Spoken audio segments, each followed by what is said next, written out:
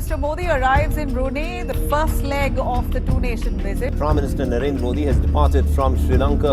Indian Prime Minister Narendra Modi will visit Ukraine today for talks with President. India has become a fast-growing economic nation.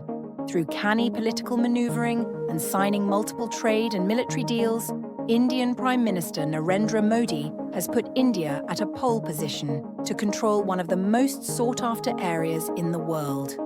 That area is Asia. Before we begin, how do you think India's growing investments in smaller countries affect the balance of power in the region? Let us know in the comments section. We found that Modi initiated investments in small countries, effectively using economic diplomacy to expand India's influence in the region.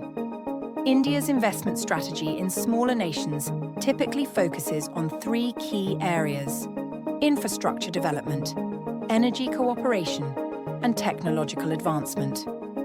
Before we dig deeper into this geopolitical chess match, let's take a look at where India's economy stands now.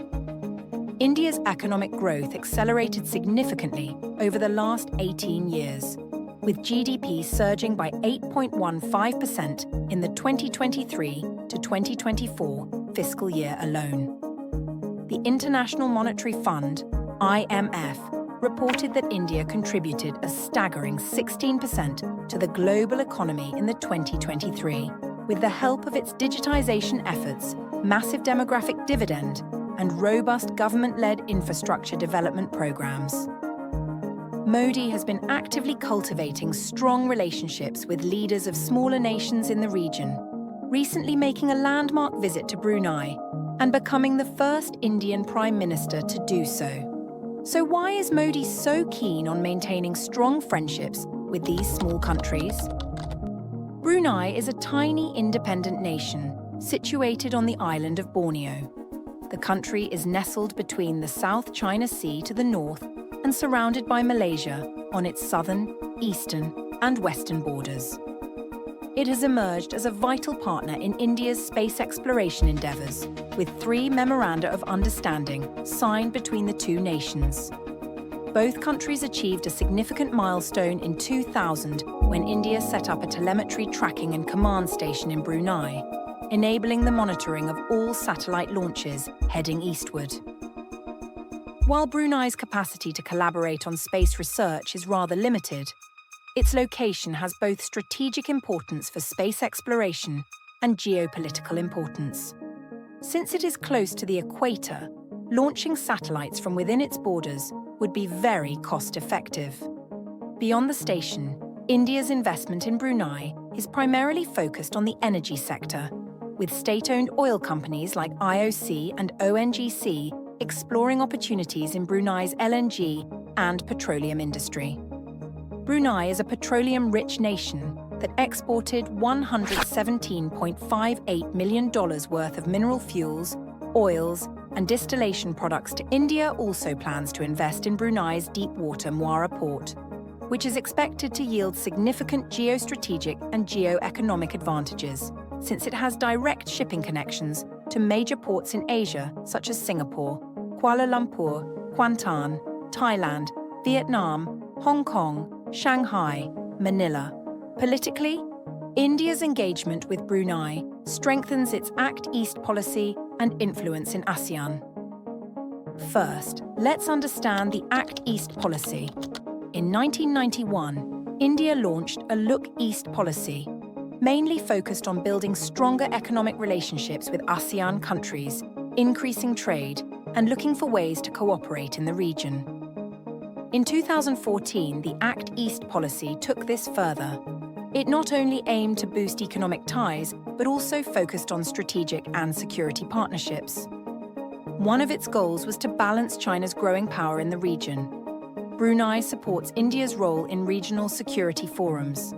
Many of India's private sector companies are making a foray into Brunei, with companies like Atoll Oxygen, Polygel, Serikandi Group, Nazmi Textiles, and YMRM Textiles investing in the country.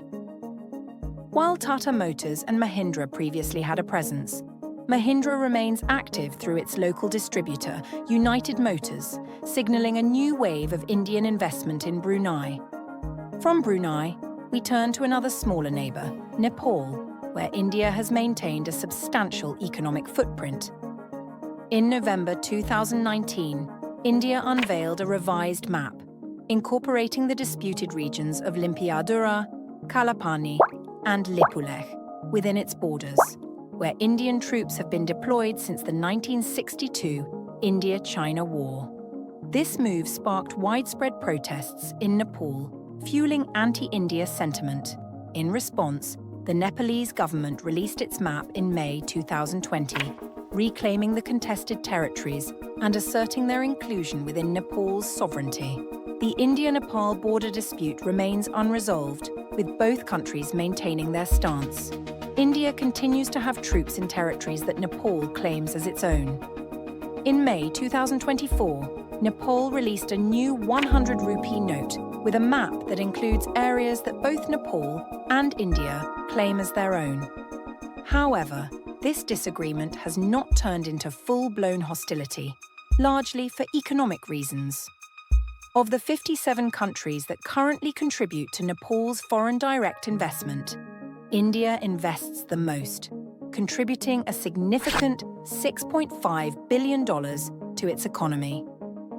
According to the Observer Research Foundation, India's economic footprint in Nepal is substantial, with over 150 Indian ventures contributing to more than 30% of Nepal's total FDI. These Indian firms have formed successful partnerships with local Nepalese businesses, spanning multiple industries such as manufacturing, finance, education, telecommunications, energy, and tourism, driving growth and development in the region.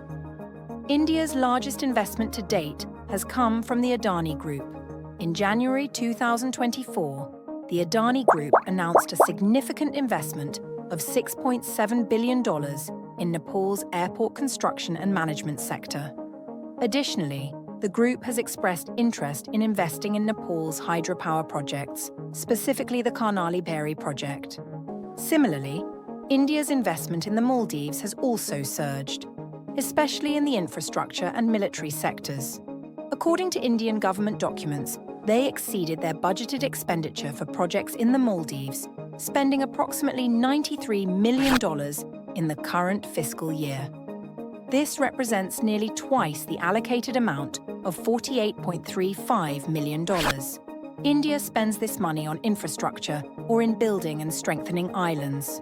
India also helps the Maldives by providing critical support for military equipment supplied by India and participating in humanitarian efforts in the region. In March 2024, the Maldives government asked India to withdraw its 80 troops, vessels, and aircraft. According to the Indian government, their presence since 2010 was for humanitarian aid, medical evacuations, and surveillance operations. Maldives is strengthening ties with China, with its President Mizu meeting the Chinese president in February and agreeing to a strategic partnership. According to the World Bank, Maldives owes China $1.37 billion, about 20% of its public debt, indicating a growing reliance on China. After the troops were withdrawn, India announced a new naval base on Minicoy Island, near the Maldives, expanding its military presence in the region. Some individuals within the Maldives are resistant to India's growing involvement in the country, expressing disapproval and criticism towards the increasing presence and influence of India in their nation's affairs. 3 Maldivian ministers, Malshah Sharif, Mariam Shuna, and Abdullah Mahzoum Majid, expressed their grievances by labeling Modi a clown, terrorist, and puppet of Israel. The posts were in response to a tourism promotion video of PM Modi for Lakshadweep, an Indian territory, sparking a diplomatic row. After the ministers' statements, the heat turned up, and leading Bollywood celebrities and renowned athletes called for a boycott of travel to the Maldives. Due to the boycott, the country experienced a significant drop in tourism bookings, with a 40% decline in just 2 days. India is currently involved in development projects on islands in the Maldives, while the Maldivian Tourism Ministry reports that Indian tourists comprise the largest share of visitors. In 2023, out of a total of 1,757,939 tourists, 209,198 were from India, making India the top source market for tourism in the Maldives. The tourism sector is vital to the Maldivian economy, accounting for 1/3 of the country's GDP and providing employment opportunities for 70% of the population. Reuters reported that the 3 Maldivian ministers were suspended. 2 of them have since resigned from the government, ahead of President Moiso's visit to India. India's partnership with Bhutan showcases another dimension of its regional strategy. Just as India supports the Maldives tourism sector, it has been a key development partner for Bhutan since the 1960s, contributing significantly to Bhutan's 5-year plans and helping shape the country's economic trajectory. For the 12th plan, India contributed a substantial $550 million, accounting for 73% of Bhutan's total external grants. Currently, India is supporting over 83 major projects and 524 smaller initiatives in Bhutan, further solidifying their strong partnership.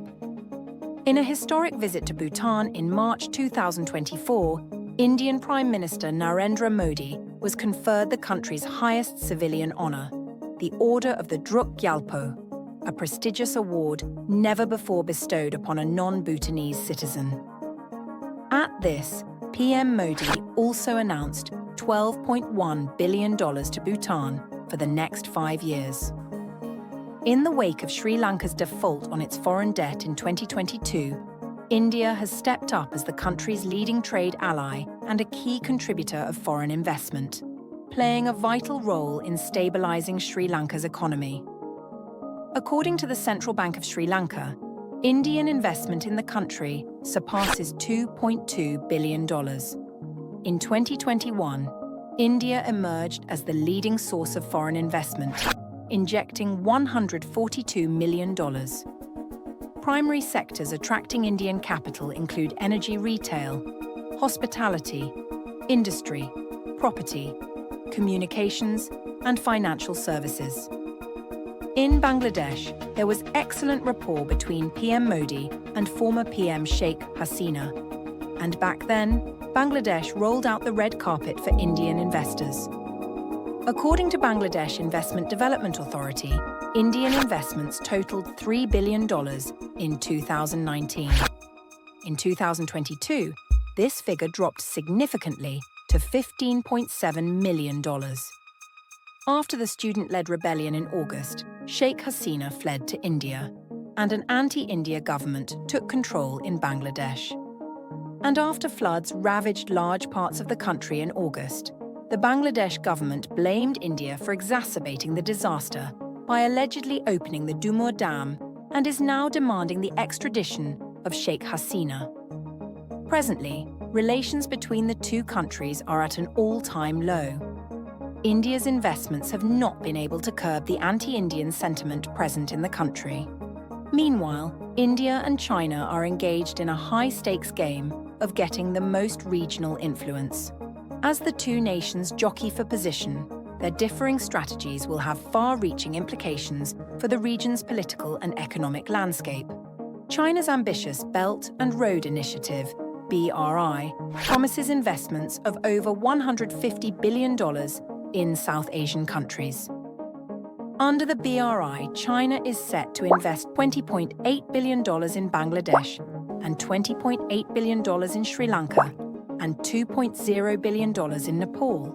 However, this potential expansion has raised concerns in India, which perceives a strategic encirclement and is responding with its own Neighbourhood First and Act East policies. In the battle for dominance in Asia, these two giants are vying for the crown. India, a rising economic powerhouse, is backed by the US, and China is racing ahead solo. But amidst this fierce rivalry, the smaller developing nations caught in the crossfire have big decisions to make about their regional alliances.